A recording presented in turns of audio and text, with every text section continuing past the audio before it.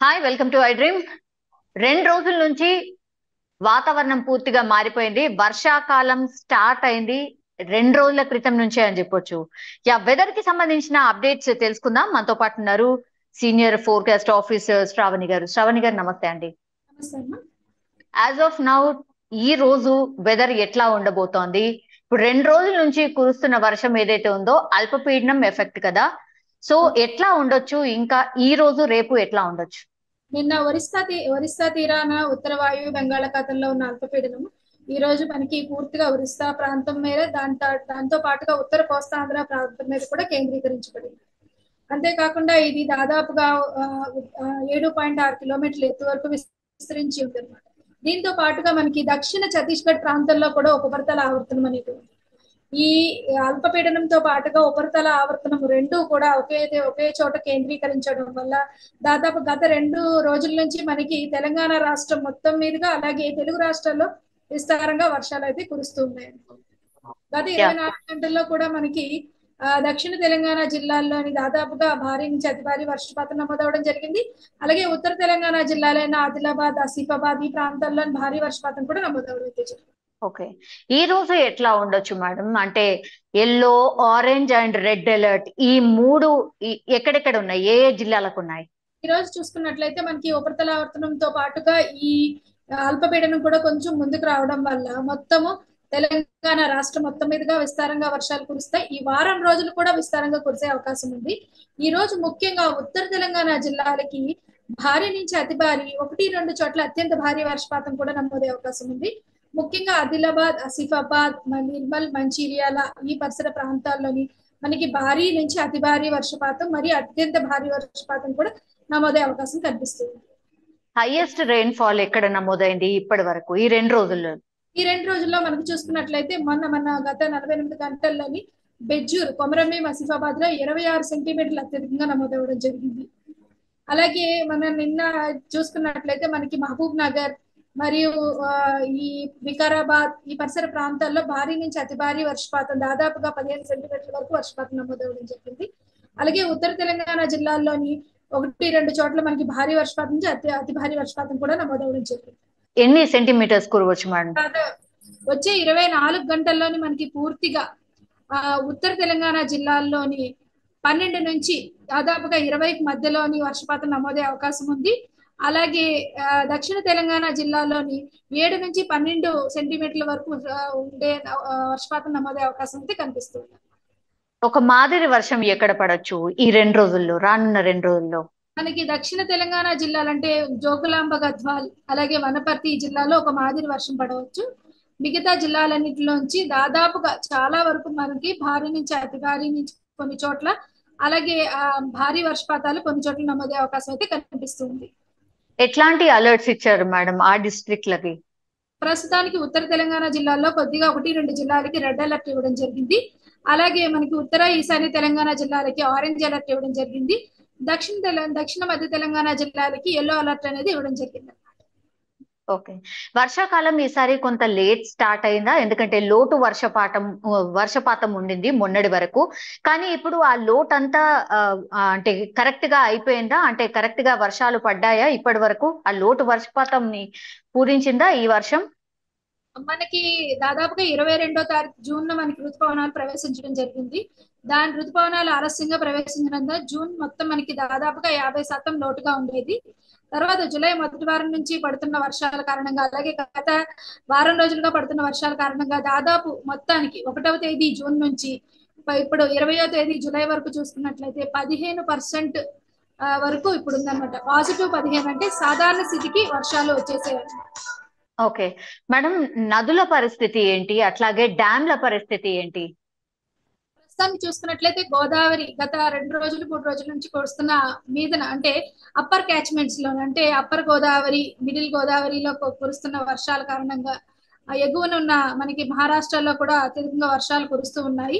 అలాగే కృష్ణాలో కూడా ఎగువన ఉన్న మహారాష్ట్ర, కొంకణ్, గోవా పరిసర ప్రాంతాల్లోని భారీ వర్షాలు నమోదవుతున్న కారణంగా ఈ కృష్ణ అలాగే గోదావరి క్యాచ్మెంట్స్ లోని దాదాపుగా జలాశయాలన్నీ నిండిపోవడం, దాని నుంచి మనకి దిగువ మానేరు మనకి మధ్య మానేరు కానీ దిగువ మానేరు కూడా మనకి వరద నీరు రావడం గోదావరిలోని. అలాగే లోవర్ గోదావరిలో కూడా మనకి ఎగువ నుంచి వస్తున్న వరదతో పాటుగా మనకి కోస్తాంధ్ర మీద మన ఈ ఖమ్మం, భద్రాద్రి కొత్తగూడెం, అలాగే ఈ కంటిన్యూస్ గా కురుస్తున్న వర్షాల యొక్క ప్రభావం వల్ల మనకి ఈ వచ్చేది మొత్తానికి లోవర్ గోదావరి పూర్తిగా నిండి గోదావరి పరిసర ప్రాంతాల్లో కొద్దిగా వరద పరిస్థితి ఏర్పడే అవకాశం అయితే కనిపిస్తుంది అన్నమాట.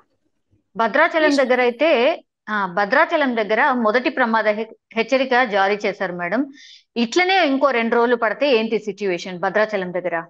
మనకి అంటే ఈ వారం రోజులు కూడా మనకి విస్తారంగా వర్షాలు కురిసే అవకాశం ఉంది. మొత్తము ఎగువ జలాశయాల దగ్గర కూడానా మనకి వచ్చే 2 రోజులు కూడా కొద్దిగా తగ్గినప్పటికీ తర్వాత మళ్ళీ 24వ తేదీన ఒక అల్పపీడనం ఏర్పడే అవకాశం అయితే కనిపిస్తూ ఉంది. ఈ 24వ తేదీన వచ్చే సిస్టమ్ వల్ల కూడా మనకి ఏంటంటే కొద్దిగా భద్రాచలం ఈ పరిసర ప్రాంతాల్లోని వరద ఉధృతి పెరిగే అవకాశం అయితే కనిపిస్తుంది. ఇప్పుడు అల్పపీడనంకి తోడుగా ఉపరితల ఆవర్తనం ఉంది కాబట్టి ఇంత విస్తారంగా వర్షాలు పడుతున్నాయని చెప్పారు కదా మేడం. ఇప్పుడు రానున్న 5 రోజుల తర్వాత ఏదైతే అల్పపీడనం రాబోతోందో దానికి కూడా ఉపరితల ఆవర్తనం తోడు కాబోతోందా, అల్పపీడనం మాత్రమే ఉండబోతోందా? ముందు ఉపరితల ఆవర్తనంగా ఏర్పడి ఆ తర్వాత అల్పపీడనం కింద మారుతుందమ్మా. ఇది ఏదైతే ఎంత ఎత్తుకు అదేది విస్తరిస్తుందో అది ఏ ప్రదేశాన్ని అయితే బాగా కవర్ చేస్తుందో ఆ సమయానికి ఆ ఏరియాలో మనకి ఎక్కువగా వర్షపాతం అనేది నమోదే అవకాశం ఉంటుంది అన్నమాట. ఓకే, ఇప్పుడు రానున్న 5 రోజుల తర్వాత ఇప్పుడు ఏదైతే ఉందో అట్లాగే ఉంటుందా తెలంగాణ వ్యాప్తంగా కూడా మళ్ళీ వర్షాలు ఉండొచ్చు? ఈ 7 రోజులు కూడా మనకి తెలంగాణ రాష్ట్రం మొత్తం మీదుగా కూడా విస్తారంగా వర్షాలు కురుస్తాయి. ఓకే, ఏ డిస్ట్రిక్ట్ లో ఎంతెంత కురిసింది మేడం, అదేమన్నా చెప్పగలుగుతారా? ఇప్పటి వరకు వర్షపాతం ఏ డిస్ట్రిక్ట్ లో ఎంత? ప్రస్తుతానికి మనకు వర్షపాత వివరాలు చూసుకున్నట్లయితే మనకి తెలంగాణ రాష్ట్రం మొత్తం మీదుగా ఈ 21/8వ తేదీకి అందిస్తున్నప్పుడు అన్ని మొత్తానికి ఫెయిర్లీ వైడ్ స్ప్రెడ్ అయితే రావడం జరిగింది. అలాగే ప్రస్తుతానికి పూర్తి వివరాలు ఇంకా మన దగ్గర రాలేదు.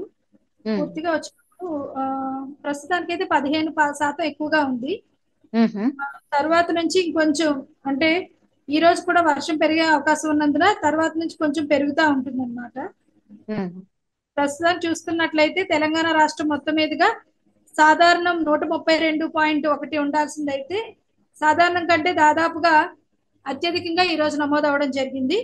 17 నుంచి 21వ తేదీ వరకు దాదాపుగా 182.1 mm పెరగడం అయితే జరిగింది.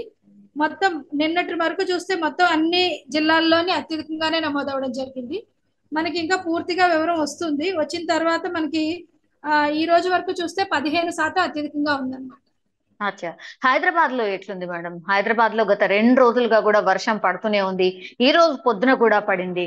సో మళ్ళీ ఇట్లాంటి థండర్ స్టార్మ్స్ కానీ లేకపోతే భారీ వర్షం కానీ ఏమైనా నమోదయ్యే ఛాన్సెస్ ఉన్నాయా ఈ రోజు? మనకి హైదరాబాద్ మరియు పరిసర ప్రాంతాల్లో చూసుకుంటే మేడ్చల్, మల్కాజ్గిరి, రంగారెడ్డి, జీహెచ్ఎంసీ పరిసర ప్రాంతాల్లో చూసుకున్నట్లయితే మనకు పగలు కొద్దిగా మేఘావృతమై ఉండి మధ్యాహ్నం 4 గంటల వరకు కొంచెం తెరిపించి 4 గంటల తర్వాత నుంచి మళ్ళీ మనకి ఈ వర్షపాతం అనేది కొద్దిగా స్టార్ట్ అవుతూ ఉంటుంది. రాత్రి కొద్దిగా మనకి భారీ జల్లులు కురిసే అవకాశం కూడా కనిపిస్తుంది అన్నమాట. ఈ రోజు రేపు కొద్దిగా పగలంతా కొద్దిగా మేఘావృతమైంటే సాయంత్రం కొద్దిగా ఉరుములు మెరుపులతో కూడిన వర్షపాతం నమోదవుతూ ఉంటుంది అన్నమాట. తర్వాత ఎల్లుండి కొంచెం తగ్గినా మళ్ళీ 24వ తేదీ నుంచి మనకి మళ్ళీ కొద్దిగా వర్షపాతం అనేది పెరగడం జరుగుతుంటుంది, ముఖ్యంగా హైదరాబాద్ పరిసర ప్రాంతాలు. ఓకే, ఇప్పుడు వాతావరణ శాఖ, జిహెచ్ఎంసీ అండ్ డిఆర్ఎఫ్ టీమ్స్ సమన్వయం చేస్తూ ఒక టీం లాగా ఫామ్ అయింది అన్న వార్తలు వింటూ ఉన్నాం మేడం. ఎట్లా సమన్వయం చేసుకుంటున్నారు? ఎక్కడెక్కడ కంప్లైంట్స్ వస్తున్నాయి మీకు? మనకేంటంటే మనకి రాడార్ ద్వారా వచ్చే ఈ రెయిన్ ఫాల్ ని, రాడార్ అంటే ఎక్కడెక్కడ వచ్చే అవకాశం ఉంది అనేది మనకి రాడార్ ద్వారా ఒక 3 గంటల ముందు నుంచి తెలుస్తుంది. అంటే ఈ సమయంలో ఇక్కడ క్లౌడ్ మేఘాలు ఏర్పడ్డాయి, ఇది ఈ దిశగా మూవ్ అయ్యే అవకాశం ఉంది అని చెప్పి ఇంతకు ముందు మనం జిహెచ్ఎంసీ పరిసర ప్రాంతాల్లో జోన్స్ కింద ఇచ్చేవాళ్ళం. ఇప్పుడు దాన్ని వార్డ్స్ కింద, దాదాపుగా సర్కిల్ వార్డ్స్ కింద మార్చి మన దగ్గర ఉన్న జిహెచ్ఎంసీ పరిధిలో ఉన్న వార్డ్స్ అన్నిటికి ఈ మ్యాప్ ద్వారా అందించి దాని నుంచి ఈ వార్డ్స్ లోని పడే అవకాశం ఉంది, వచ్చే గంటలో గాని వచ్చే అరగంటలో ఇక్కడ అధికంగా పడే అవకాశం ఉంది అని చెప్పి సమాచారం జిహెచ్ఎంసీ వారికి అందించాడు. జిహెచ్ఎంసీ వారు కంటిన్యూస్ గా ఈ రాడార్ ని కూడా కంటిన్యూస్ గా మానిటర్ చేసి ఆ ఏరియాలో అత్యధికంగా వచ్చే అవకాశం ఉన్నందున ఆ ప్రదేశాల్లో డిజాస్టర్ రిలీఫ్ దీన్ని వ్యాన్స్ కానీ పెట్టడం, దీని ద్వారా సమన్వయం పరుచుకొని ముందుగానే హైదరాబాద్ వాతావరణ పరిస్థితులు ఏ విధంగా ఉండబోతున్నాయని చెప్పి ఉదయాన్నే ఒక స్పెషల్ బులెటిన్ కూడా ఇష్యూ చేయడం జరుగుతుంది. దీంతో పాటుగా ఇంపాక్ట్ బేస్డ్ అంటే ఈ విధంగా వర్షపాతం కురిస్తే అంటే ఈ రెడ్ అలర్ట్ లో కానీ లేదంటే ఆరెంజ్ అలర్ట్ లో కానీ ఇంత వర్షపాతం కురిస్తే ఈ విధంగా ఇంపాక్ట్ చూపించే అవకాశం ఉందని చెప్పి ఒక ఇంపాక్ట్ బేస్డ్ ఫోర్కాస్ట్ కూడా అందించడం జరుగుతుంది ప్రతి 3 గంటలకు ఒకసారి. ఓకే. ఇప్పుడు రానున్న 3 గంటల్లో ఎట్లాంటి పరిస్థితి ఉండొచ్చు హైదరాబాద్ లో అండ్ మిగతా తెలంగాణ వ్యాప్తంగా కూడా రానున్న 3 గంటలు ఎట్లా ఉండొచ్చు? తెలంగాణ వ్యాప్తంగా చూసుకున్నట్లయితే మనకు ఉత్తర తెలంగాణలో దాదాపుగా ఇప్పటికి వర్షపాతం నమోదవుతూ ఉంది. కంటిన్యూస్ గా పడే అవకాశం కనిపిస్తుంది. హైదరాబాద్ పరిసర ప్రాంతాల్లో కొద్దిగా తెరిపించినప్పటికీ 4 గంటలకి మళ్ళీ మొదలయ్యే అవకాశం అయితే కనిపిస్తుంది. Okay madam. రైతులకు ఏమైనా సూచనలు చేయగలుగుతారా? ఇప్పుడు రైతులకు ఏదైతే వర్షం కురిసిందో అది ఉపయోగకరంగా ఉంటుందా? ఇంకా మళ్ళీ 5 రోజుల తర్వాత మళ్ళీ ఉంటుంది అల్పపీడనం అని అంటున్నారు. సో అధిక వర్షపాతం నమోదయ్యే ఛాన్సెస్ ఉన్నాయా? లేకపోతే పర్లేదు కరెక్ట్ గానే పడుతున్నాయా వర్షాలు? అంటే దాదాపుగా జూన్ నెలంతా మనకు వర్షపాతం లేకపోవడం వల్ల ఈ నార్లు రైతులు అదే పెట్టుకోవడం అయితే చాలా కొంచెం ఆలస్యం అవడం అయితే జరిగింది. ఈ ఆలస్యంతో పాటుగా కొద్దిగా ఏమైందంటే ఇప్పుడు ఈ వర్షాలను బాగా ఉపయోగించుకొని ముఖ్యంగా ఏంటంటే వేరుశెనగ, పత్తి, ప్యాడీ ఈ దీంట్లోని మనకి నీరు చేరిపోయే అవకాశం ఉంటది మొక్కల్లో. ఈ నీరుకి ఏంటంటే ఇరిగేషన్ షెడ్యూల్ కంటిన్యూస్ గా ఉదయం నుంచి మనకి మేఘావృతం అయి ఉండడం, సాధారణ వర్షం అంటే జల్లులు కురుస్తున్నప్పటికీ అలాగ మనకి భారీ వర్షపాతం నమోదవుతున్నప్పటికీ నీరు మొదల్లో చేరే అవకాశం ఉంది. కాబట్టి ఇరిగేషన్ ఫ్రీక్వెన్సీని అంతని తగ్గించడం మంచిది. దీనితో పాటుగా మనకి కళ్ళాల్లో బురద నీరుగా అంటే మనకి మొదల్లో బురద నీరుగా చేరి ఉంటే కొద్దిగా మనకి వేసిచ్చినప్పుడు ఈ బురద నీరుని అంతా మనం మళ్లించుకోవడం అయితే మంచిది. తర్వాత ఈ వర్షాలు ఏంటంటే తదుపరి ఆగస్ట్ లో ఏర్పడే చిన్న బ్రేక్ కూడా ఈ వర్షాలు అనేది చాలా ఉపయోగపడుతుంది అనమాట. ఎందుకంటే నేలలో తేమ శాతం అనేది ఈ వర్షాల వల్ల పెరుగుతూ ఉంటుంది. ఈ సమయంలోని ఎరువులు వేయడం కానీ పెస్టిసైడ్స్ వేయడం కానీ యాజమాన్య పద్ధతులు చేయడం కానీ మంచిది కాదు. ఇది రైతులకు ఆల్రెడీ సూచనలు అయితే ఇవ్వడం జరిగింది. Impact based forecast for agriculture అనేది కూడా అందించడం అయితే జరిగింది. అచ్చా, ఓకే. ఇప్పుడు జిహెచ్ఎంసీ పరిధి మాత్రంకే ఇస్తున్నారు కదా మేడం, అది డిస్ట్రిక్ట్ లో వైజ్ గా కూడా ఇచ్చే ఛాన్సెస్ ఉన్నాయా ఫర్దర్ గా? డిస్ట్రిక్ట్స్ వైజ్ కూడా ఇస్తున్నాము. డిస్ట్రిక్ట్ వైజ్ అనేది అలర్ట్స్ ఇస్తాము. ఈ ఇంపాక్ట్ బేస్డ్ అనేది డిస్ట్రిక్ట్ వైజ్ అలర్ట్స్ ఇస్తాము. రెడ్, ఎల్లో, ఆరెంజ్ అని అలర్ట్స్ ఇస్తాము. రెడ్ అంటే టేక్ యాక్షన్ అంటే there will be a chance of extremely heavy rainfall అని.